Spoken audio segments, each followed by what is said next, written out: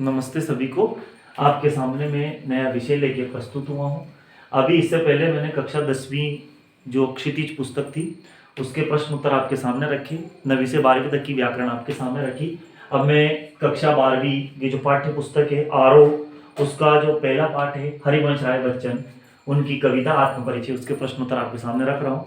आप सभी से विनम्र अनुरोध है कि ललित गुप्ता सर 560 ये मेरा यूट्यूब चैनल है, आप इसको सब्सक्राइब करें। और ललित.गुप्ता67 ये मेरी इंस्टाग्राम आईडी है, आप इसको भी फॉलो कर सकते हैं। इस पर आपको वीडियो मिलेंगे पढ़ाई से संबंधित। और 77 480 34 984 मेरा मोबाइल नंबर है।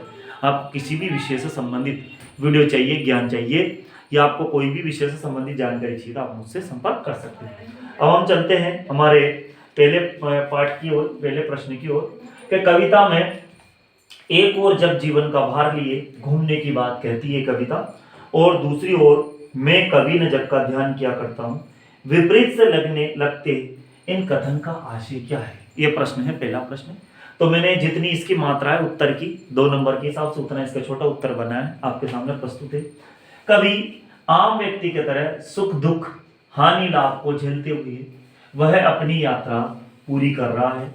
कवि संसार के दायित्व को भार समझता है, वह सांसारिक कष्टों की ओर ध्यान नहीं देता, बल्कि वह संसार है उसकी चिंताओं के प्रति सजग है।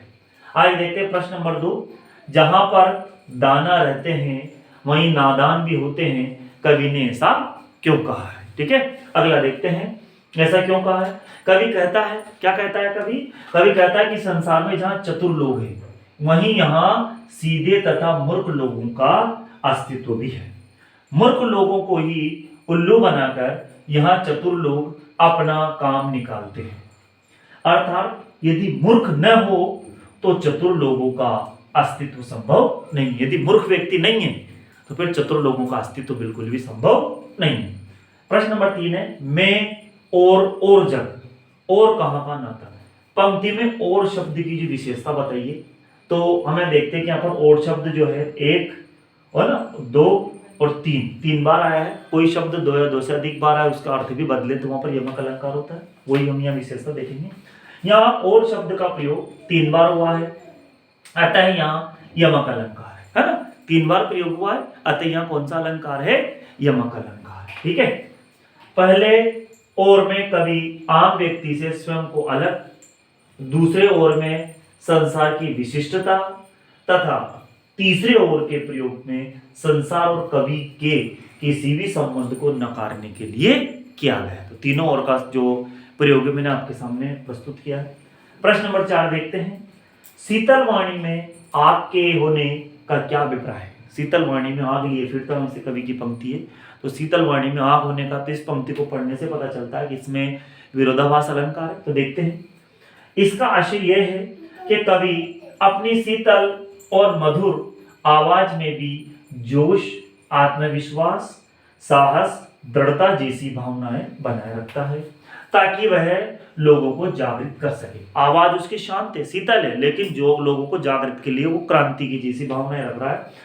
इसमें विरोधाभास अलंकार का प्रयोग हुआ है। इस तरह से चौथा हमारा प्रश्न का उत्तर है। हम चलते हैं प्रश्न नंबर 5 पर, आगे देखते हैं।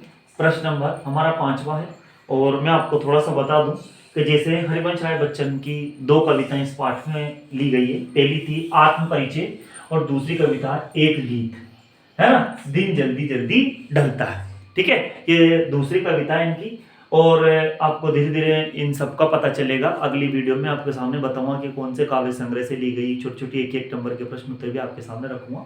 लेकिन पहले हम पाठ्य पुस्तक के प्रश्न उत्तर को देख रहे हैं। तो प्रश्न नंबर 5वां है, बच्चे किसकी आशा में नीड़ों से झांक रहे होंगे? है ना, प्रश्न अगला है कि बच्चे किसकी आशा में नीड़ों से झांक रहे होंगे? तो उत्तर, पक्षी दिन भर भोजन की तलाश में भटकते हैं। पक्षी जो होते हैं वो दिन भर भोजन की तलाश में भटकते हैं। उनके बच्चे दिन भर उनकी प्रतीक्षा में रहते हैं। शाम को उनके लौटने के समय बच्चे कुछ पाने की आशा में घोंसलों से झांक रहे होंगे। ठीक है, ये उनका उत्तर है। प्रश्न नंबर 6 है, दिन जल्दी जल्दी ढलता है ना। किस विशेषता का पता चलता है? तो प्रश्न है ये हमारा कि दिन जल्दी जल्दी ढलता है। एक जो जल्दी जल्दी एक शब्द की आवृत्ति हो रही है, तो इस आवृत्ति से कविता की किस विशेषता का पता चल रहा है? जो आवृत्ति हो रही है इसमें कविता की कौन सी विशेषता झलक रही है, तो देखते हैं। दिन जल्दी जल्दी ढलता है ना, की आवृत्ति से यह प्रकट होता है। क्या प्रकट होता है? कि लक्ष्य की तरफ बढ़ने वाले मनुष्य को समय बीतने का पता ही नहीं चलता, है ना। और समय बहुत जल्दी जल्दी, इसलिए अपने को लक्ष्य की पे बढ़ने की तरफ भी अपनी गति को तीव्र करना पड़ेगा, चलता है। और जब गंतव्य का स्मरण पति के कदमों को स्फूर्ति भर देता है और अपनी कदम की जो गति है तेज कर लेता है। तो इस तरह आपके सामने मैंने 6 प्रश्न के उत्तर रखे हैं। बाकी के प्रश्नों और बाकी की वीडियो के लिए आपका आशीर्वाद बना रखे। अगली वीडियो देखने के लिए आप सभी का मैं आप सभी का हार्दिक अभिनंदन करता हूँ।